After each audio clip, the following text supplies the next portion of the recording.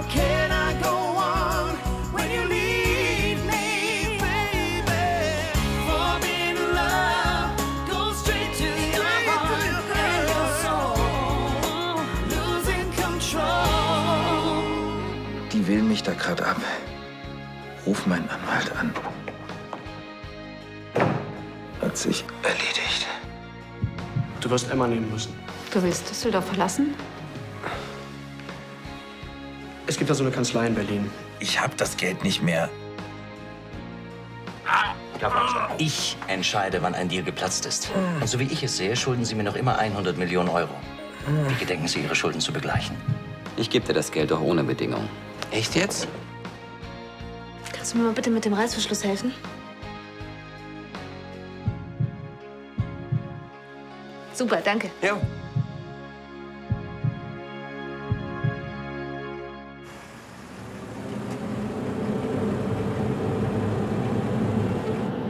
Ich dachte, ich mache Geschäfte mit einem Banker und nicht mit der verdammten Mafia. Ich entnehme Ihren recht unflätigen Worten, dass wir nach wie vor im Geschäft sind. Wunderbar. Dann darf ich morgen Ihre Zahlung erwarten? Ich vergaß. Sie sind noch geschwächt. Also entnehme ich Ihrem Schweigen Ihre Zustimmung. Erholen Sie sich gut. Wir wollen doch nicht, dass Sie morgen noch einen Rückfall erleiden. Berg, warten Sie. Hören Sie. Sie haben das Geld zwar für mich gewaschen, aber ich hab's nicht mehr. Ihr Pipeline-Projekt, das ist doch eine Goldgrube. Sie finden mit Sicherheit einen anderen Investor. Der sich mit 100 Millionen Euro an meinem Gasprojekt in Russland beteiligt? Bis morgen. Da ist wohl eher Ihr frommer Wunschvater des Gedankens. Graf Lahnstein, wir hatten ein Gentleman's Agreement. Und wenn Sie es bevorzugen, dass ich mich weiterhin wie ein Gentleman verhalte, enttäuschen Sie mich nicht. Sonst werden Sie es bitter bereuen.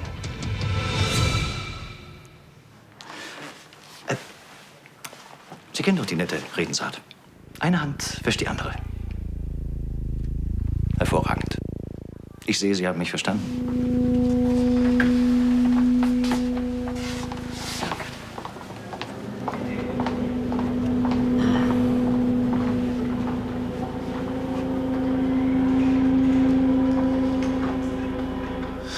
Scheiße.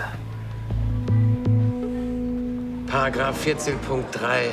Brandnerbau gewährt seinem Investor Tristan von Lahnstein ein Vetorecht bei unternehmensrelevanten Fragen. Das kannst du knicken. Keine Bedingungen, das waren deine Worte. Es ist keine Bedingung, das ist eine Absicherung. Ich behalte mir... Ach, Bullshit, das ist Wortklauberei. Entweder du streichst diesen Punkt oder ich unterschreibe den Wisch nicht. Bevor du große Töne spuckst, solltest du besser mal deinen Großauftrag an Land ziehen. Hat sich erledigt. Der Architekt hat vor 2 Stunden angerufen. Brandnerbau hat den Zuschlag. Gratuliere. Wenn du also mit an Bord bist, dann keine Bedingungen.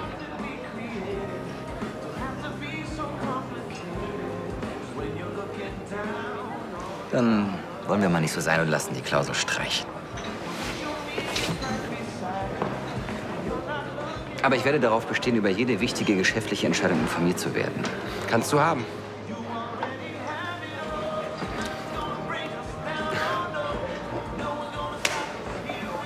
Was wird das jetzt? Armdrücken? Nein, wir haben uns gerade geeinigt. Der Vertrag wird nur nachgebessert. Wusstest du, dass dein Chef den Zuschlag für das Hotelprojekt bekommen hat? Wirklich? Warum hast du denn nichts gesagt? Er ist noch ganz frisch. Super. Ich lass uns da mal was zum Anstoßen bringen.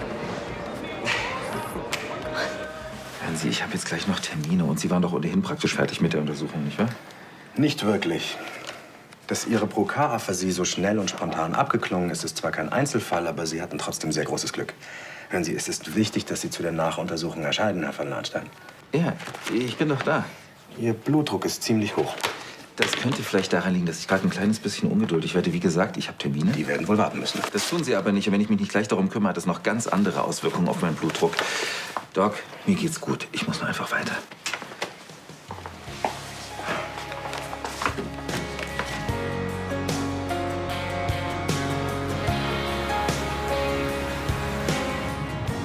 Durch diesen Mist verlieren wir einen ganzen Tag.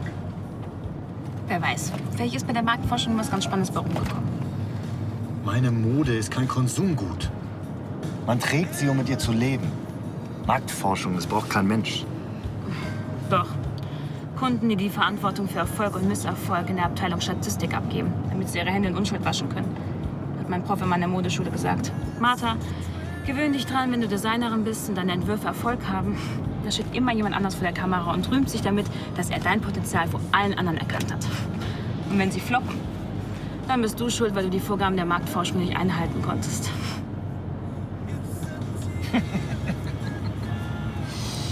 Gefällt mir. Warum bist du eigentlich im Park so plötzlich von mir weggerannt? Ich war noch gar nicht fertig.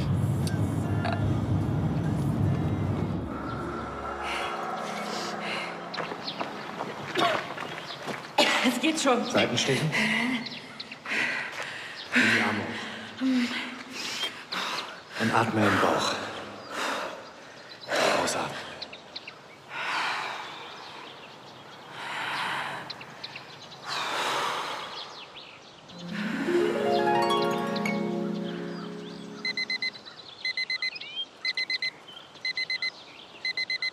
Ich muss los.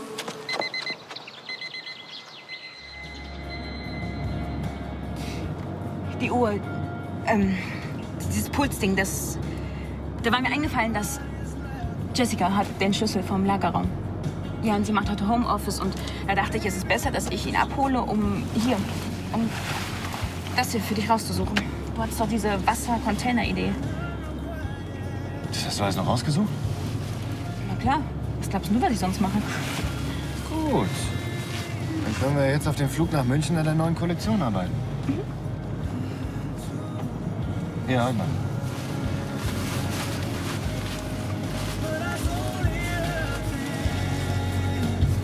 Also wir sehen uns auf der Arbeit, Chef, ja? Und wir zwei gehen jetzt ein Eis essen. Ja. Ich regel das. Ciao. Oh, an diese Puffbrause werde ich mich nie gewöhnen. Nicht mal, um damit auf deinen großen Erfolg bei Brandnerbau anzustoßen. Hier, Bleifrei zum Runterspülen. Dann jetzt Prost auf den Großauftrag und auf die Zusammenarbeit mit Tristan.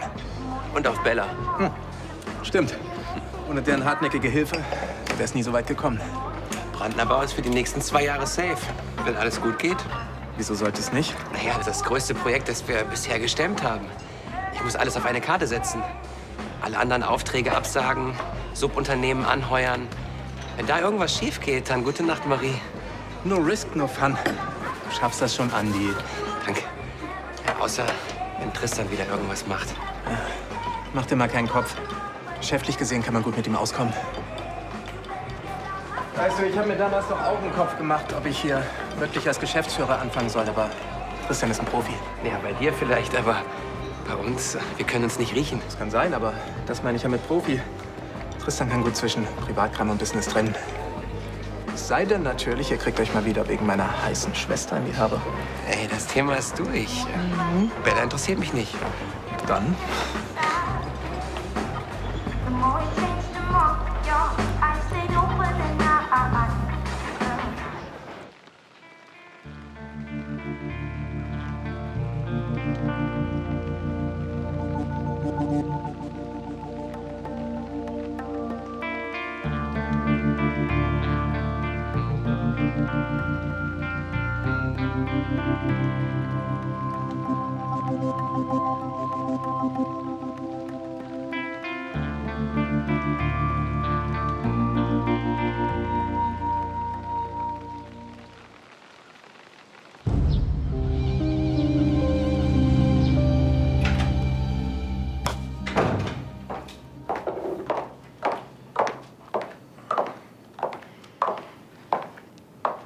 Ansgar, du siehst aus wie vorverdaut.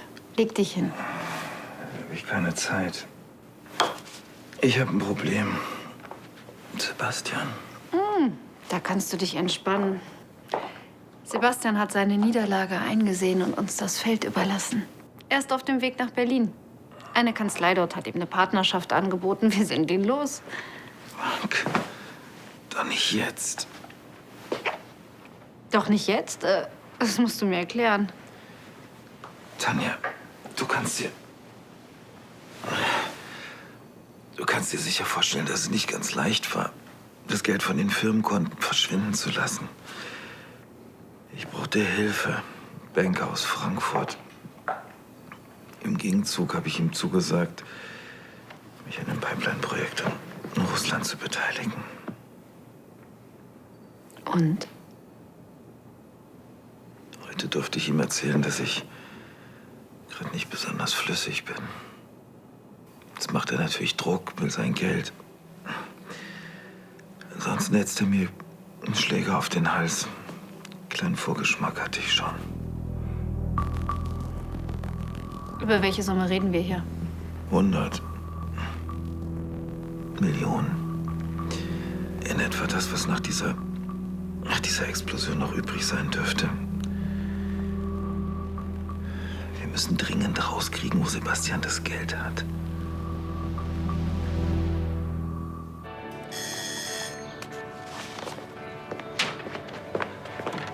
Hey, herzlichen Glückwunsch. Danke, aber das hatten wir doch schon. Ja, doppelt hält besser. Oh, oder störe ich gerade? Nein, nein, auf keinen Fall. Komm doch rein. Möchtest du was trinken? Ist das unser Arbeitsplatz für die nächsten Jahre? Genau.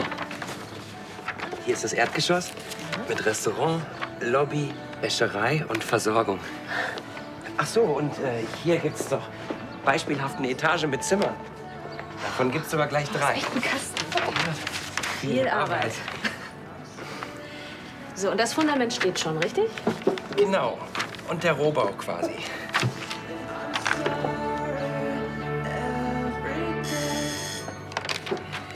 Wenn Jessica schon wieder ihre Schlüssel vergessen hat.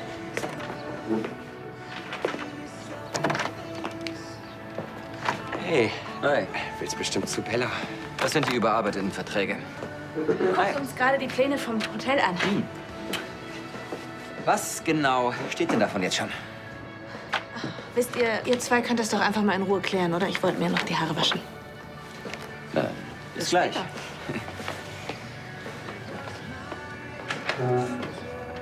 Also gut, wo fangen wir an? Also an welcher Stelle übernimmt denn Brandnerbau? Entschuldigung.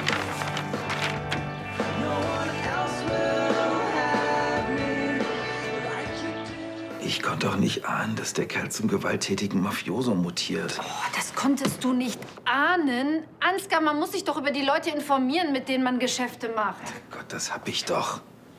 Vincent Berg, alter Frankfurter Geldadel, Bankhaus Berg und Berg.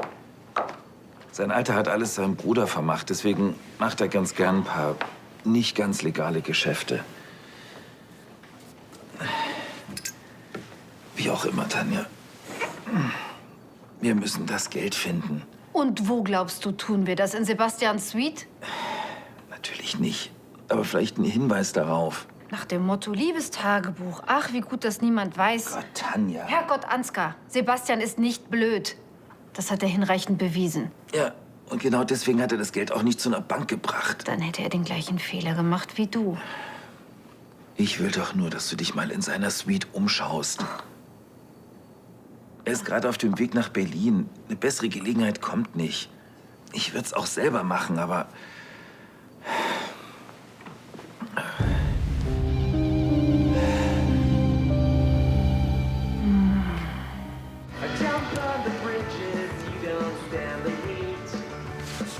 Sehe ich das richtig, dass der Wellnessbereich Holzboden bekommen soll? PT-H. Ja. Das heißt, dass man da ein Holz... Plantagen Teakholz. Angeblich öko, aber mit tropischen Harthölzern wird ziemlicher Etikettenschwindel betrieben. Ja, das stimmt. Seit du mit einer Schreinerin zusammen bist, wirst du wohl zum Holzprofi, ja? Auch ein Bier? Kirsche. Keine Ahnung, ob so ein Saft da ist, aber ich guck gerne mal nach. Ich rede vom Wellnessbereich. Wir brauchen Kirschholz. Ach so. Und wie kommst du darauf? Ich war mit Bella neulich im Spa. Die hat eine Menge aus Kirschholz. Eigentlich wollte ich ganz entspannt in die Dampfsauna bekommen, habe ich einen Vortrag über Holzverarbeitung. Heimisches Hartholz, feinste Maserung, beste Ökobilanzen, weil nur alte Bäume gefällt werden, die keine Früchte mehr tragen. Lässt sich hervorragend in Nassbereichen verarbeiten und kostet nicht mehr als Teakholz. Wo Bella recht hat, hat sie recht.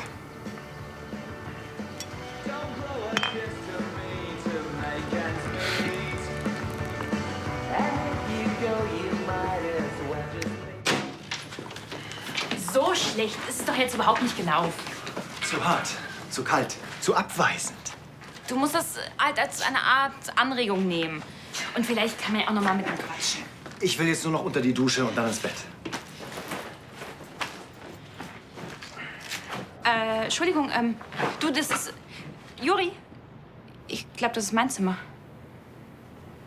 Also, okay, wenn du hier schlafen willst, kein Ding, gib mir deine Karte, dann sehe ich... Oh, hier.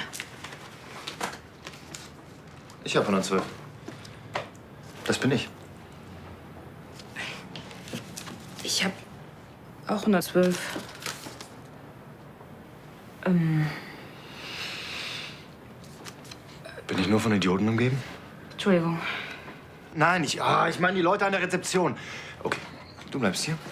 Ich kläre das unten an der Rezeption. Okay.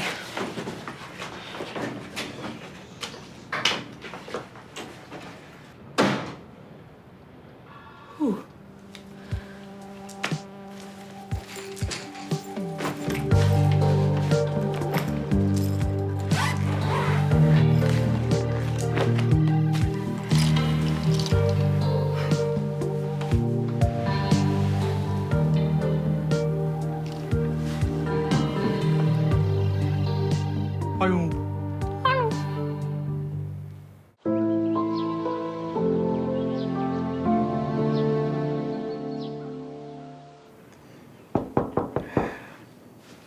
Ja? Papa, du wolltest mir doch noch gute Nacht sagen. Ach ja, stimmt, wollte ich. Komm her. Hab ich ganz vergessen. Komm, setz dich. Geht's dir noch gut? Ja, es geht schon wieder besser. Weißt du, ich musste vorhin nur was Wichtiges mit Mama besprechen, geschäftlich. Was hast du denn da? Fotos aus dem Internat. Oh, cool. Zeig mal. Eigentlich habe ich sie ja zusammengesucht, damit du die Wörter üben kannst. Aber zum Glück brauchst du das ja nicht mehr. Ja, egal. Ich schaue mir die trotzdem gerne an. Komm. Okay. Bist du das da hinten auf dem Polo-Pony? Mhm. Mit Nepomuk.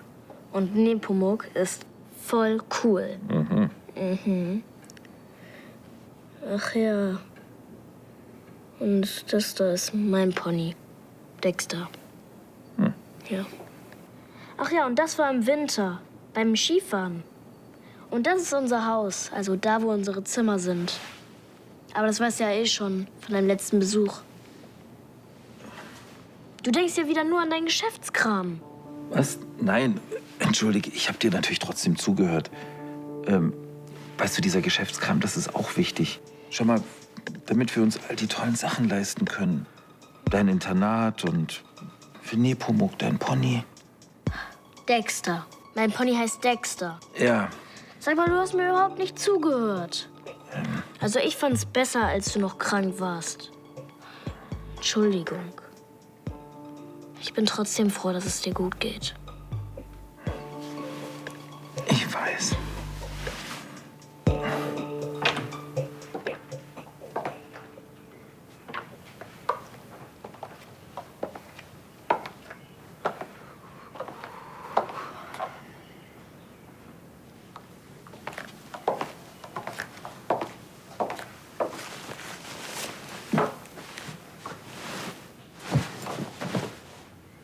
Was mache ich hier eigentlich?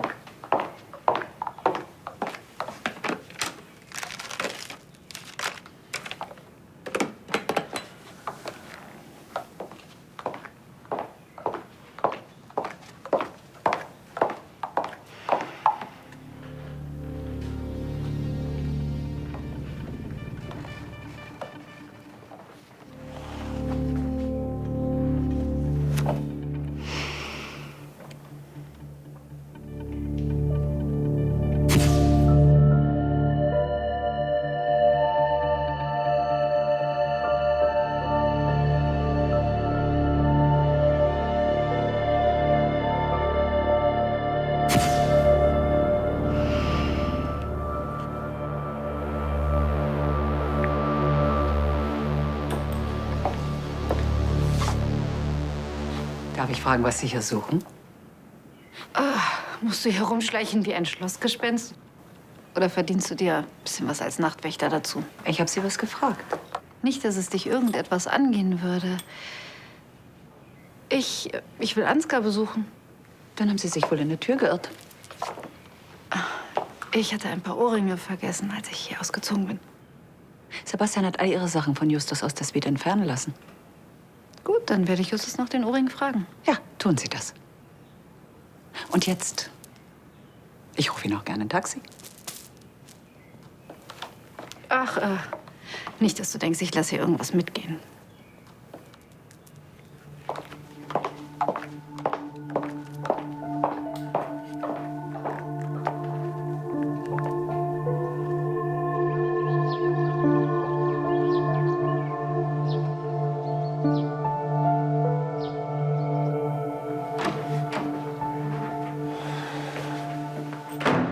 Oh, Wo warst du? ich habe Hannes ins Bett gebracht. Irgendwas gefunden? Tada! Hey, Heißt aber nicht, dass er uns zu dem Geld führt.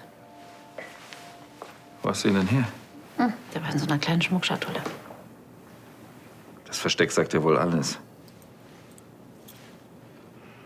Wo gehörst du hin?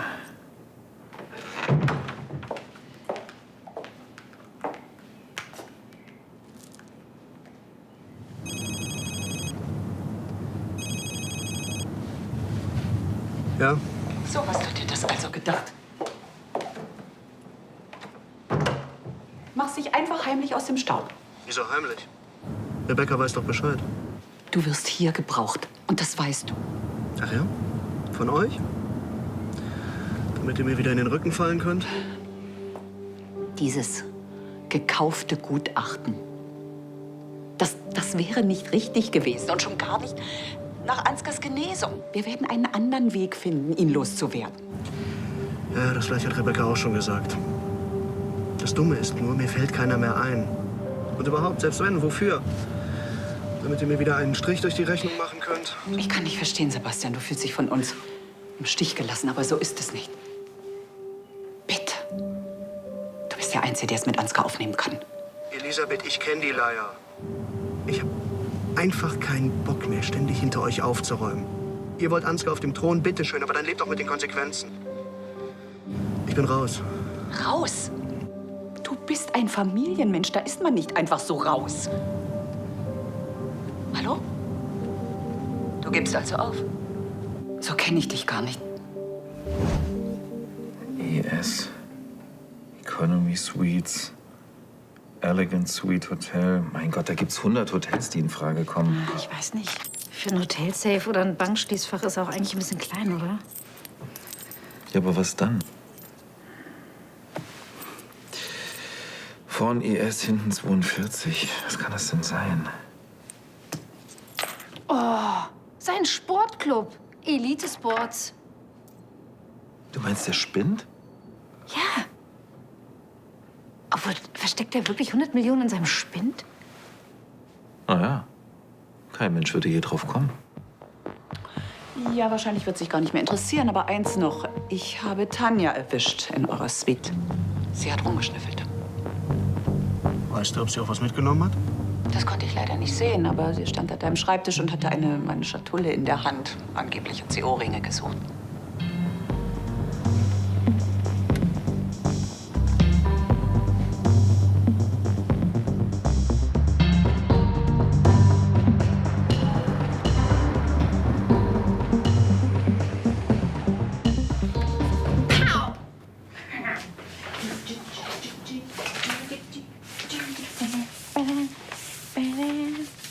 Bomben-Outfit. Was machst denn du hier? Schlafen. Die anderen Hotelzimmer waren alle belegt. Nichts zu machen. Sag mal, du hättest mich auch mal vorwarnen können. Ich meine, ich war gerade im Bad. Ich hätte nur nackt sein können. Interessante Vorstellung. Wärst du dann über mich hergefallen? Was? Naja. Der Mann deiner Cousine, deine Internetbekanntschaften. Zweimal wolltest du mich küssen. Einmal hast du mich sogar geküsst.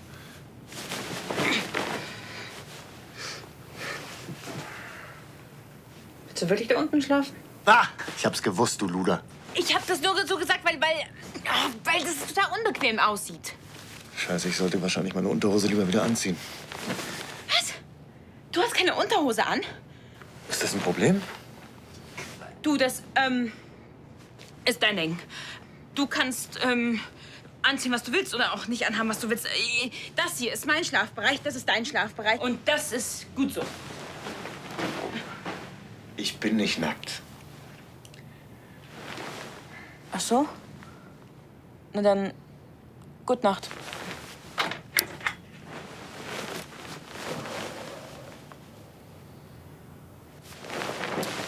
Was soll an kühl und geheimnisvoll falsch sein? Redest du gerade über deine Entwürfe? Von Mosch und seinen Änderungswünschen. Ich glaube nicht, dass er will, dass du alles änderst. Nein? Er vermisst was. Gefühl. Ein Gegengewicht. Das Geheimnis hinter dem Geheimnisvollen. Weil kühl ist doch auch erst richtig spannend, wenn man das Verletzliche dahinter ahnt. Zum Beispiel ein Schatten hinter einer freundlichen Fassade. Alles hat immer zwei Seiten. Und Gegensätze ziehen sich an. Das sagt auch schon das Sprichwort. Ich glaube, dass erst dadurch Sachen wirklich spannend werden.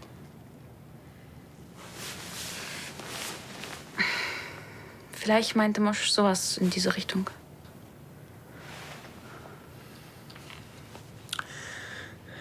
Ich denke jetzt drüber nach.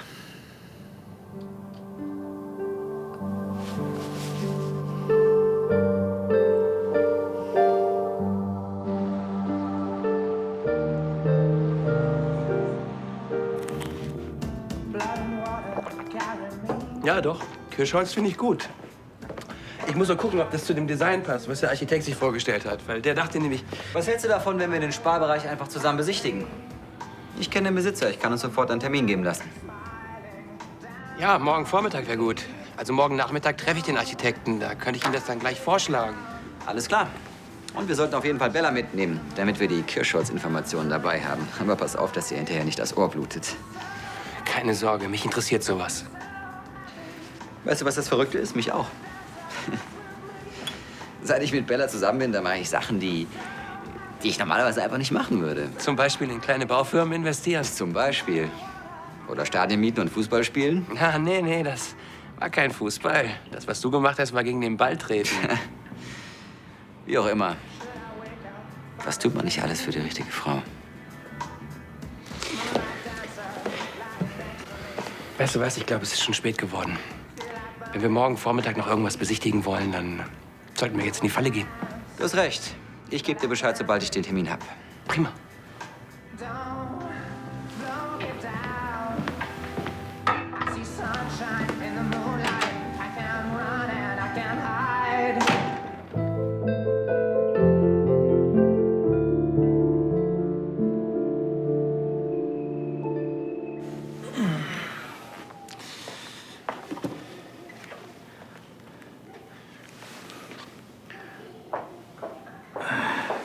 Ich dachte schon, du willst dich mit den 100 Millionen aus dem Staub machen. Um was zu tun, meine Kinder und LCL zurückzulassen. Außerdem weiß ich ja noch nicht mal, ob ich das Geld habe. Ja, also seine schmutzigen Socken scheinen es jedenfalls nicht zu sein. Nee, dafür ist die Tasche zu schwer. Ja, mach schon. Meinst du wirklich, das Geld ist da drin? Ja, was denn sonst? Das ist doch typisch für ihn. Schön um die Ecke gedacht. 2 Schlösser, 2 Verstecke. Hast du es bald?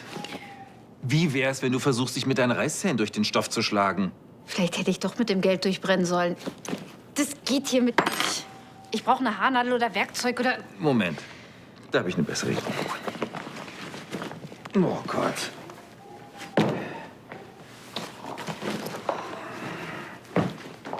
Das ist jetzt nicht dein Ernst. Und ob. Du hast nicht alle Tassen im Schrank. Ja, treten Sie zurück. All in one, würde ich sagen.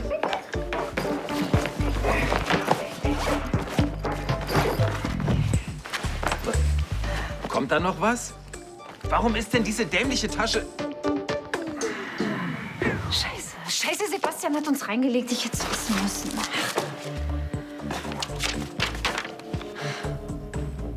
Wie berechenbar ihr doch seid, Sebastian. Diese miese kleine Ratte.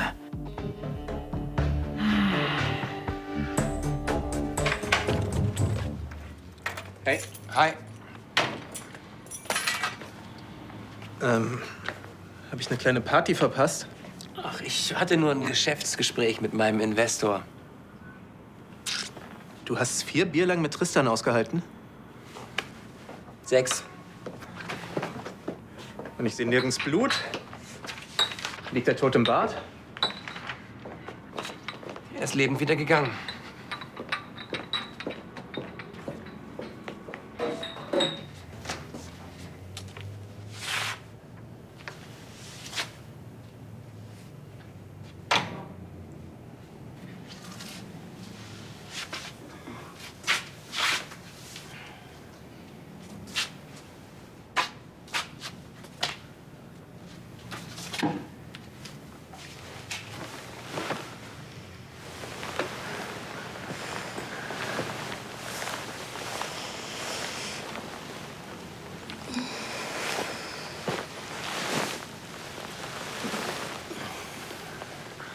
Nee. Schon? Wo warst du denn die halbe Nacht? Oh, ich habe mich nur ein bisschen mit Andi verquatscht. Ach so.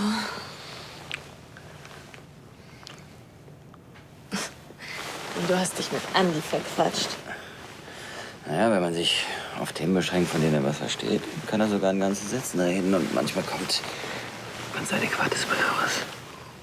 Ausnahmsweise hat der Typ mal nicht nur Blödsinn geredet. Ach. Ja, er hatte sogar mal eine ganz gute Idee. Wahrscheinlich hast du recht. Beruflich ist der Typ ein Profi. Jetzt sag's schon. Zum Abschied habt ihr euch geküsst. Er friert die Südsee ein.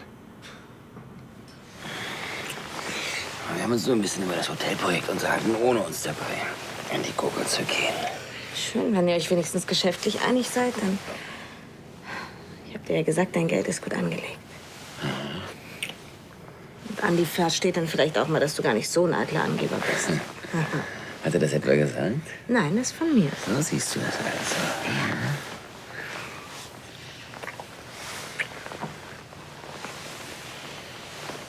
Ach, ich geb's auf. Jobtechnisch kann man mit Graf Schnösel wahrscheinlich wirklich ganz gut auskommen. Aber Freunde werden der und ich im Leben nicht. Gute Nacht, Olli. Nacht.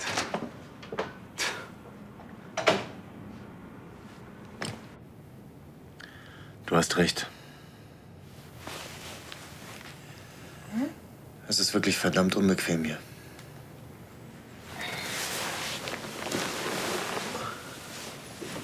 Larry, was machst du? Bitte schick mich nicht weg, Martha. Darauf habe ich so lange gewartet. Ich auch.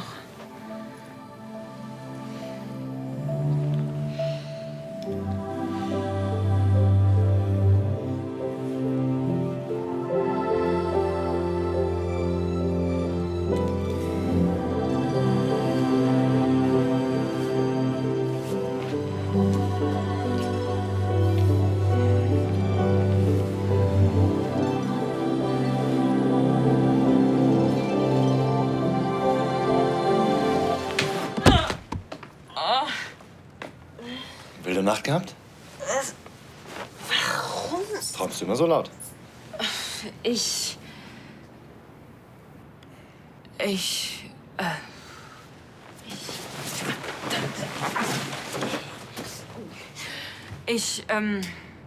hab von einem riesengroßen Schnittmuster geträumt. Okay, ist gut. Mach zu. Du hast schon gepackt? Siehst du doch. Martha, pack deine Koffer, wir müssen los. Aber das kann ich ja nach dem Frühstück machen. Das Frühstück fällt aus. Was? Ich muss zurück arbeiten. Ich habe einen Flug früher gebucht. Aber das Frühstück... Wenn du unbedingt was essen willst, dann kannst du das am Flughafen machen. Okay, ich hole ein Taxi. Wir sehen uns in 10 Minuten unten. Aber das Frühstück ist ein Preis mit inbegriffen. Oh, Mann. Weiß Andi eigentlich, dass wir die Begehung gleich machen können? Ich hoffe, er hat meine SMS bekommen.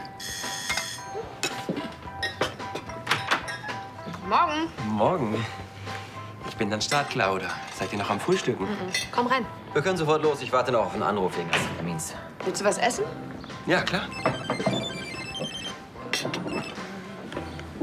Frau Halko, ich hatte schon auf Ihren Anruf gewartet. Habt euch ja ganz gut verstanden gestern Abend, ha? Sagen wir mal so, hätte schlimmer kommen können. Ja, wiederhören. Tja, mein Termin lässt sich leider doch nicht verschieben. So wie es aussieht, kann ich leider nicht mitkommen. Kein Problem, fahren wir anders mal hin. Warum denn? Also das kriegt ihr doch auch ohne mich hin. Immerhin seid ihr die Fachleute.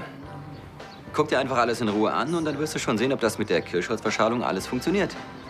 Ich vertraue dir.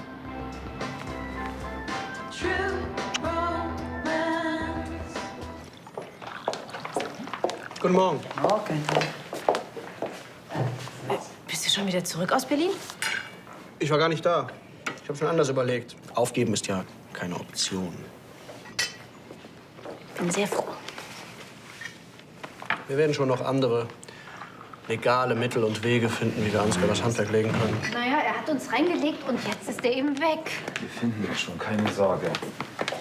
Oh. Schon zurück? Und ich habe Neuigkeiten. Ich bleibe. Wenn du meinst. Und wie hat dir mein Fitnessstudio gefallen? Mir ist zu Ohren gekommen, du hast es dir gestern mal angesehen.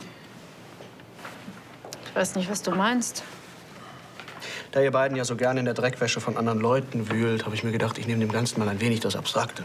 Ich erwarte die Sachen übrigens gewaschen und gebügelt zurück, ja?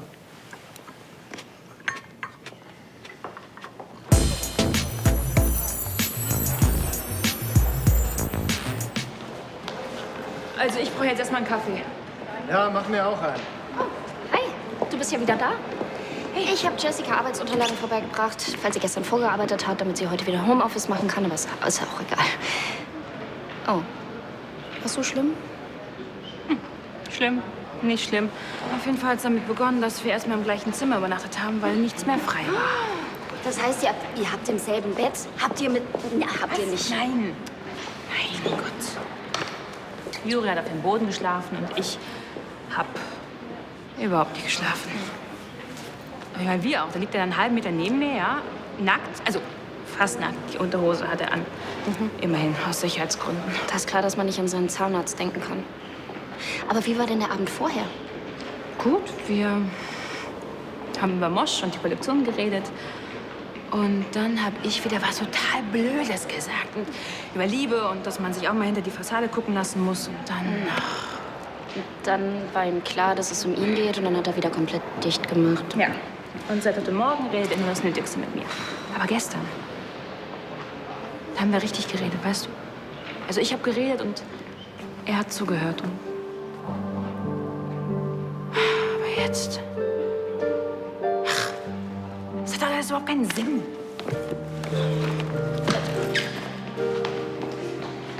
Tschüss.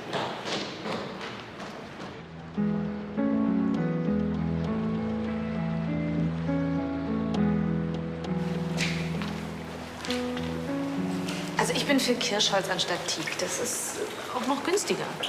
Ja, aber es ist doch auch heller. Ich fürchte, das passt nicht so ganz zu den Messingeinbauten, die der Architekt haben will. Okay, das stimmt. Wenn man aber Edelstahl nehmen würde. Ja, das könnte genial aussehen.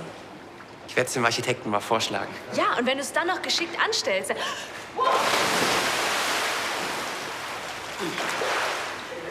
Ja, so viel zu geschickt. Vorsicht, heiß. Wow! Danke. Bitte.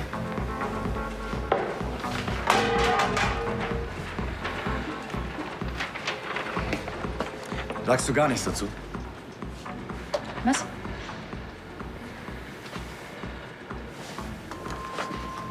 Ist das einer der Entwürfe, die Mosch in der Marktforschung hat? Das ist der gleiche Schnitt, aber ist das Leder mit Spitze? Irgendjemand hat mir gestern gesagt, Gegensätze ziehen sich an. Ich habe drüber nachgedacht.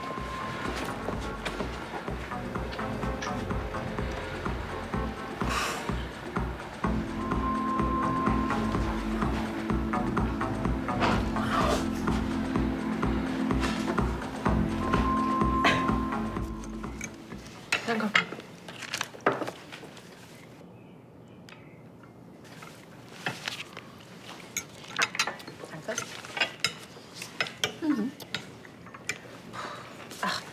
Ich finde, das hat Zeit bis später. Wollen wir los? Mhm.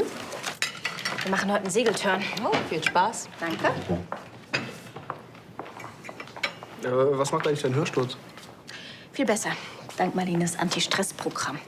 Tschüss. Tschüss. Wo ist das Geld? An einem sicheren Ort. Ich kann auch deinen Geschwistern stecken, dass du auf ihren Millionen sitzt und sie vor ihnen versteckst. Oh, das wäre aber sehr unklug. Damit würden Sie ja ohne Not eine kapitale Veruntreuung gestehen. Und darauf steht, glaube ich, Gefängnis. Lass dich nicht provozieren, Ansgar. Ja, ein weiser Ratschlag. Ich denke, wir lassen euch jetzt mal allein. Ich habe bestimmt noch einiges zu besprechen, stimmt's?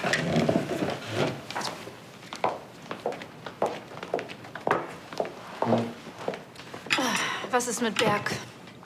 Hat er sich noch mal gemeldet? Noch nicht. Kannst du...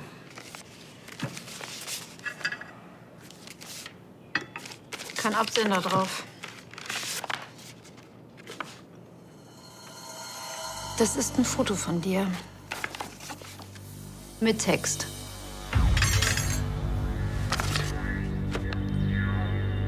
Zahlungsunfähigkeit viel zu früh von uns gegangen. Das Bild wurde in deinem Schlafzimmer aufgenommen. Kannst du mir sagen, wie der Typ da reinkommt? Was weiß denn ich? Auf jeden Fall meint das ernst.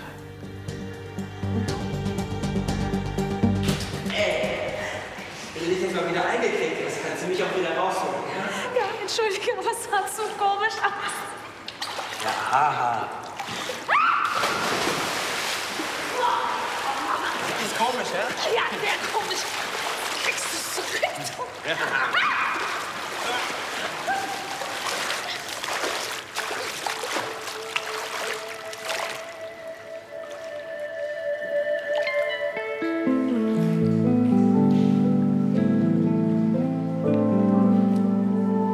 Stör ich?